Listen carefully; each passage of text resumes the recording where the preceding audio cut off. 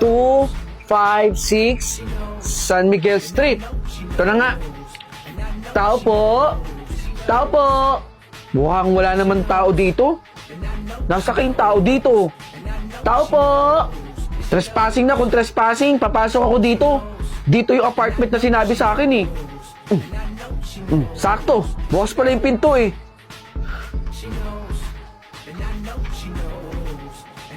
Sino ka? Hoy! Akala ko walang tao dito. Kanina pa ako kumakatok dun sa labas. Ikaw ba si Clarence? Oo, ako si Clarence. Ako si Judel. Ako yung makakasama mo dito sa apartment. Tama. Ikaw nga yung binilin dito.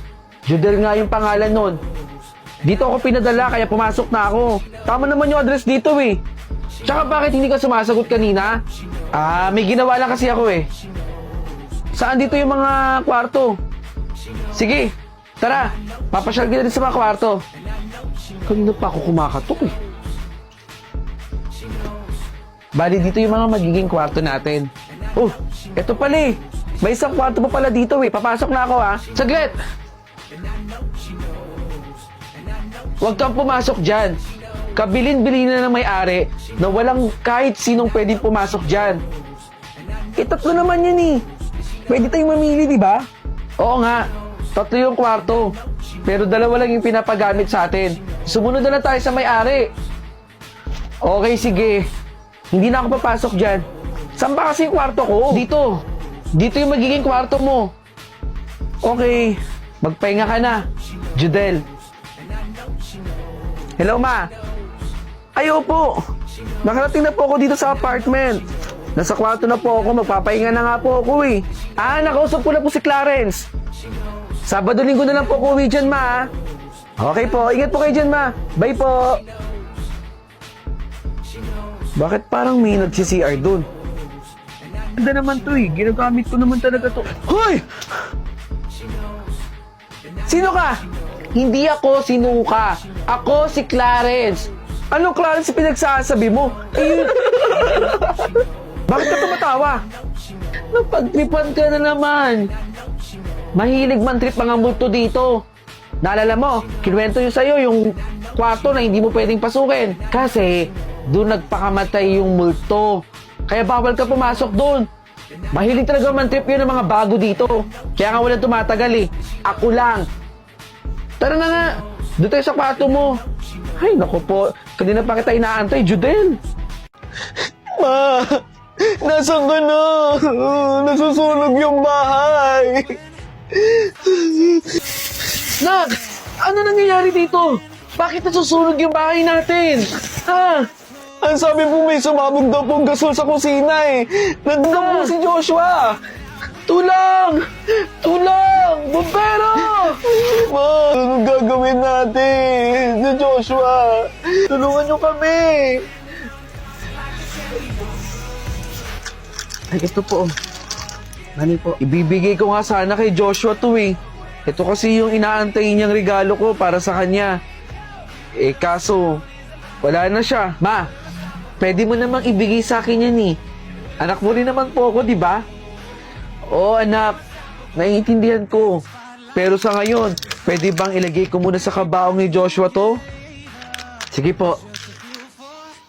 Joshua, anak ko. Para sa'yo to.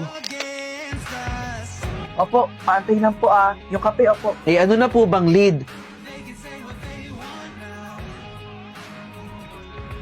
Kung hindi po ang pagsabog ng gasol ang dahilan, ano po?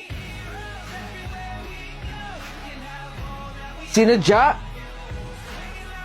Ng anak ko? Paano nangyari yun? Salamat dito ma sa sapatos na binigay mo. Napakaganda po. Ma, yun sa akin po. Huwag ka nang umasa bibigyan ka ni mama. Nakakalimutan mo bang ampun ka lang dito? Ako pa din yung tunay na anak ni mama. Ampun ka lang. Kahit kailan, hindi mo malalasap yung mga bagay na binibigay sa amin ng nanay ko. Dahil ako ang tunay na anak at hindi ikaw. Ampon! Pasensya na, Joshua. Demanding ang ampon na yan. Ampon ako, di ba? Joshua, ikaw ang tunay na anak. Manda ka sa gagawin ko.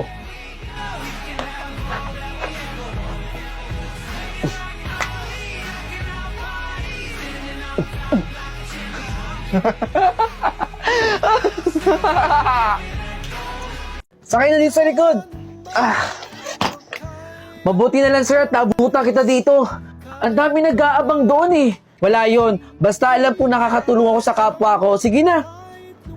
At saka bali-balita kasi doon sa pinanggalingan ko tumaob daw yung barko. Talaga ba? Ang dami nga doon na disgrasya eh. Marami ring namatay. Kawawa naman pala yung mga pamilyang iniwan ng mga yon. Di mo talaga masasabi yung buhay, no? Diyan lang po ako. Malapit na po ako dito sa may Quezon City lang po. Sige, ihahatid kita. Salamat talaga, kuya. Ako yung napili mong isakay. Sa dami ba naman nag-aantay doon? Kanina ka pa nagpapasalamat, ha? Ako pala, kuya, si Emil Tolentino. Napaka-komportable dito sa taxi nyo, no? At saka salamat sa unan. Nakaka-relax po. Siyempre, kailangan komportable yung mga pasahero ko. Kaya laging malinis tong taxi ko. Tsaka hindi ako tulad ng mga driver dyan na mandurugas, no? Grabe pala talaga yung nangyaring aksidente dun sa barko, no? Yung tumaob daw na barko. Marami daw pasahero dun, ah. Oo, kuya. Tama yung narinig mong balita. Dami nga nag-iiyakan dun, eh. Kaya, kuya, tama din yung sinasabi nung palabas dito nung December. Walang rewind sa totoong buhay. Piliin mo dapat maging masaya. Kaya ikaw, kuya, lagi kang mag-iingat sa biyahe mo, ha? Prone ka pa naman sa mga masasamang tao. Tsaka sa aksidente. Hoy, ikaw din, ha? Mag-iingat ka. Oo, kuya. Mag-iingat din ako, syempre. Provider ako ng pamilya namin, eh. At may uuwian pa ako. Kuya, ihilang ako dito, ha, sa may gasoline station. O, sige.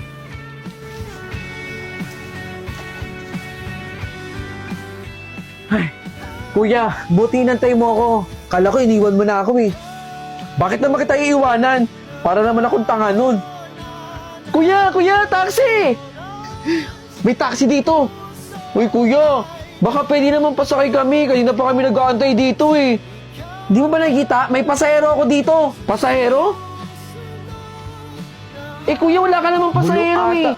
Gutom ata si kuya, eh. Kasama sa mga nasawi ang pangalang si Emil Tolentino, Joan Cabrera na patuloy pa rin hinahanap sa ilalim ng dagat.